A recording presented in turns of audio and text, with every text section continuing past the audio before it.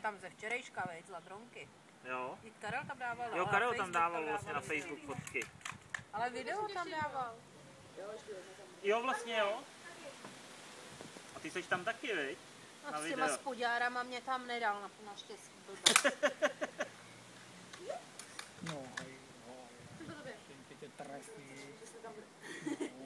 Doufej, že jo.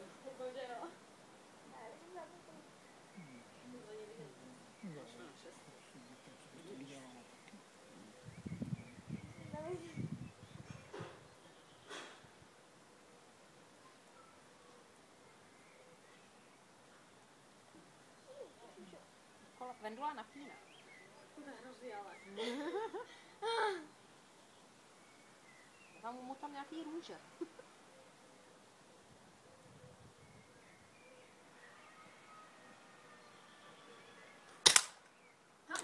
Dobrý. Jo, byla trefa. Jo? Trefená byla. Tak máš, Ale jak to z toho může sestřelit ten kelímek, když třeba ten první je úplně hluboko? máš na výběr, buď to poletí nebo nepoletí.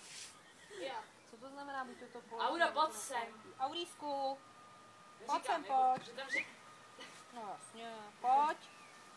Je to dobrý. Sedni si tam, nám se sedí nejlíp, no. Pojď sem. Aura. Auruše.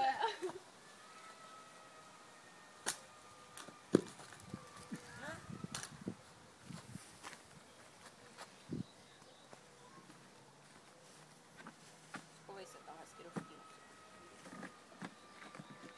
Dívej, ne? Já vidím si stejně, že to bude prázdný. Nebylo. Nebo nechceš dobře zavítají tu Můžu vrbičku? Počkej.